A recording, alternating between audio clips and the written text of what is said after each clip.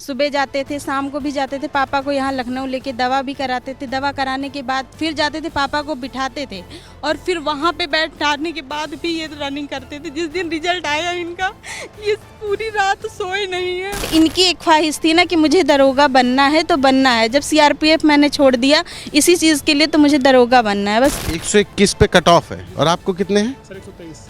तो फिर कैसे नहीं हुआ? अब सर ये या तो भर्ती बोर्ड जान सकता है या फिर भगवान जान सकता है, तीसरा तो कोई जानने वाला है तो नहीं। 121 जब कट ऑफ है तो 123 पे आपका है, क्यों नहीं हुआ? सर वहाँ जाने के बाद उन्होंने हमसे बताया कि आप जो है शिफ्ट वाइज सिस्टम किया गया है, उसमें आपकी शिफ्ट को आसान बनाया गया, इसीलिए आपका नंबर कम किया गया। उस छाँव में हमारे वहीं एक मिल है सर, वहीं पर धर्म कांटा लगा, वो मैं 6,000 रुपये महीने की जॉब कर रहा हूँ सर। वहीं पर 24 घंटे सर वहीं रहता हूँ, वहीं उनका पूरा काम देखता हूँ। कांटे के साथ साथ अदर काम भी देखने पड़ते हैं। पत्नी पति की अर्धांगिनी होती है, हर सुख हर दुख में वो साथ देती है। भानु प्रकाश बीते 33 दिनों से उत्तर प्रदेश पुलिस की सब इंस्पेक्टर भर्ती परीक्षा में धरना देने आ रहे हैं। ये रायबरेली के बछरामा के रहने वाले हैं। भानु प्रकाश को तो नौकरी चाहिए, लेकिन उनकी पत्नी भी अपने पति के इस धरना में साथ देती हैं और दिन भर अपने पति के इस धरना में साथ देने के लिए रायबरेली से रोज़ाना ये लोग इसी तरीके से आ रहे हैं। इनसे ही बात करते हैं। क्या नाम है आपका? प्रियंका अवस्थी नाम है। प्रियंका जी।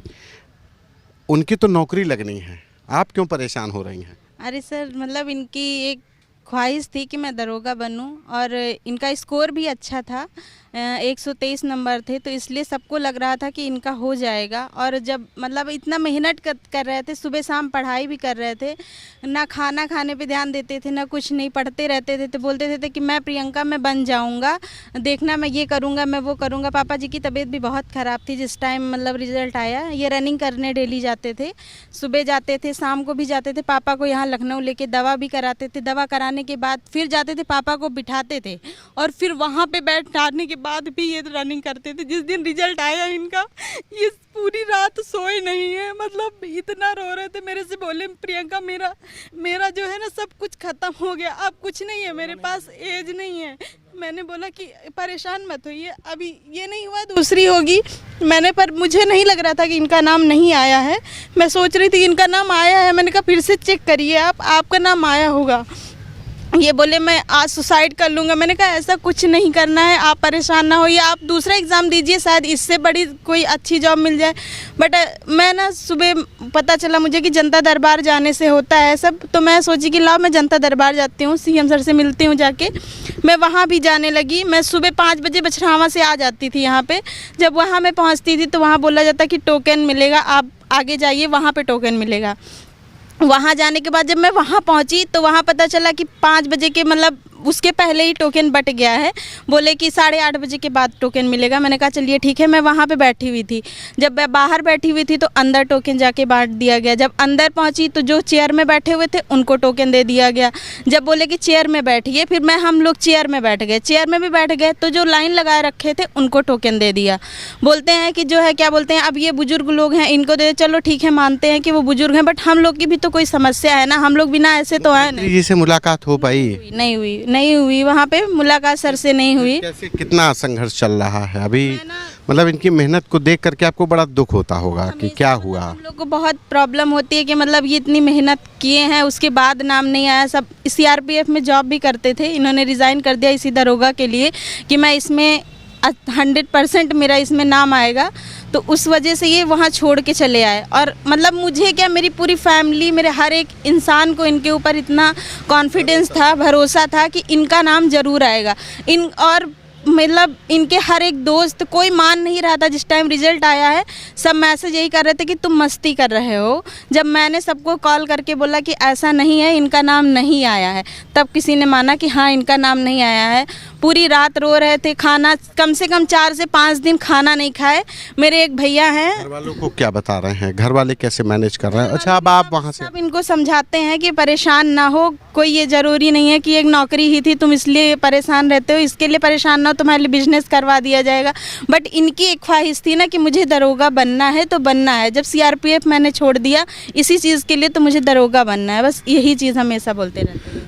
वर्दी शरीर पर हो, वर्दी को पहनने का गर्व महसूस करना था, सीआरपीएफ में थे, सीआरपीएफ छोड़ करके उत्तर प्रदेश पुलिस अपने राज्य की पुलिस की वर्दी पहननी थी और शायद उसी सपने को पूरा करने के लिए भानु ने वो नौकरी छोड़ी, लेकिन अब इसमें भी सिलेक्शन नहीं हुआ। जी सर, नहीं हुआ सिलेक्शन। सर मेहनत की थोड़ी बहुत, जो हमको समझ में आई, हमने अपने हिसाब से बहुत मेहनत की, लेकिन अभी भी हमारे जानने वाले कुछ ऐसे बच्चे हैं जो मतलब हमारे सामने दूसरी बात करते हैं, पीठ पीछे दूसरी बात करते हैं। वो लोग कहते हैं कि पीठ पीछे जब बात करते हैं तो कहते हैं कि मेहनत नहीं की होगी तभी नहीं हुआ इनका। नहीं, कई सारे बच्चों का नाम आया है। कितना नंबर आया था? सर मेरा 123 स्कोर है। 123। जी सर। कितने पे सिलेक्शन, कितनी मेरिट गई? सर कट ऑफ तो 121 पे लगा हुआ है। 121 पे कट ऑफ है और आपको कितने हैं? सर 123। तो फिर कैसे नहीं हुआ? अब सर ये या तो भर्ती बोर्ड जान सकता है या फिर भगवान जान सकता है, तीसरा तो कोई जानने वाला है तो नहीं। 121 जब कट ऑफ है तो 123 पे आपका है, क्यों नहीं हुआ? सर वहाँ जाने के बाद उन्होंने हमसे बताया कि आप जो है शिफ्ट वाइज सिस्टम किया गया है, उसमें आपकी शिफ्ट को आसान बनाया गया, इसीलिए आपका नंबर कम किया गया। उसमें नॉर्मलाइजेशन के थ्रू आपका नंबर कम किया गया है। तो नंबर कम होने के बाद कितना आया? ये नंबर नहीं बताते वो लोग। नंबर तो किसी का उन्होंने दिया ही नहीं अभी तक। अच्छा। जी सर, नंबर किसी का नहीं दिया। वो एकदम कितने दिन से मेहनत कर रहे थे और अब क्या करते हैं आप? सर मैं एक्चुअली सर तैयारी मैंने 2014 शुरू कर दी थी।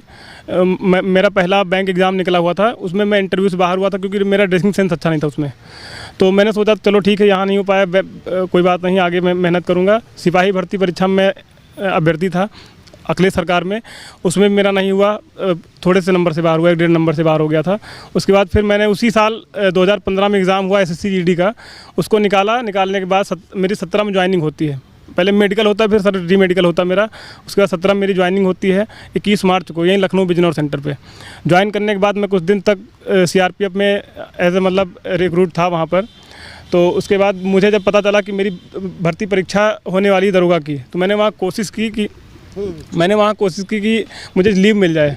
लीव नहीं मिला तो मैंने रिज़ाइन कर दिया, क्योंकि मुझे कॉन्फिडेंस था अपने ऊपर, या आप अपनी भाषा में घमंड भी बोल सकते हो उसको, कि मुझे नहीं, कॉन्फिडेंस, वो कॉन्फिडेंस ही होता है। कॉन्फिडेंस था कि मैं पेपर करूंगा। मैंने पेपर किया, मेरा पेपर अच्छा हुआ, लेकिन सेम सर यही एजेंसी इसी ने पेपर कराया था, NSCIT ने। वो पेपर चलते चलते बीच रास्ते में, जैसे होता है सर ट्रेन का पहिया, या सॉरी सर, ये मान लीजिए ये चेन होती है, साइकिल की चेन होती है, टूट जाती है, उसी तरीके से चलते चलते परीक्षा निरस्त हो गई। निरस्त हुई तो पेपर मेरा अच्छा हुआ था, लेकिन फिर भी मैं भरोसा करके बैठ गया कि चलिए ठीक, आगे कर लेंगे हम। उसके बाद फिर मैंने MP पुलिस का दिया, रिटर्न क्वालिफाइड किया, फिजिकल किया वहाँ पर। फिजिकल के जस्ट अगले दिन दिसंबर में मेरा 13 तारीख को मेरा फिजिकल था MP पुलिस का। 14 तारीख को मेरा लखनऊ में एग्ज़ाम लगा हुआ था।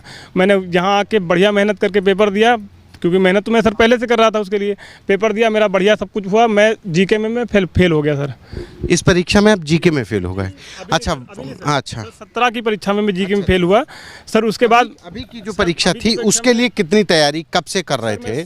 और अब जो है रोजी रोटी, क्योंकि प्रियंका आपकी पत्नी है, और पत्नी कैसे खर्चा चल रहा है, क्या करते हैं? सर मैं भी एक बछराओं में हमारे वहाँ एक मिल है सर, वहीं पे धर्म कांटा लगा, वो मैं 6,000 रुपये महीने की जॉब कर रहा हूँ सर। वहीं पर 24 घंटे सर वहीं रहता हूँ, वहीं उनका पूरा काम देखता हूँ। कांटे के साथ साथ अदर काम भी देखने पड़ते हैं। ज़रूरत पड़ती तो हमको हमारा मालिक बोलता है ये काम करना आपको, वो भी करना पड़ता है, क्योंकि हमको वहाँ रहना होता है। तो उसके लिए इन्होंने मेरी इतनी मदद की कि शादी के बाद 1 साल बाद, जब ये शादी के 1 साल बाद जब मेरे साथ रहने के लिए आई, तो इन्होंने मेरी मदद करनी शुरू की कांटे में। क्योंकि इनका भी सपना था, मेरा सपना था ही, इनका भी था कि मैं दरोगा बनूँ।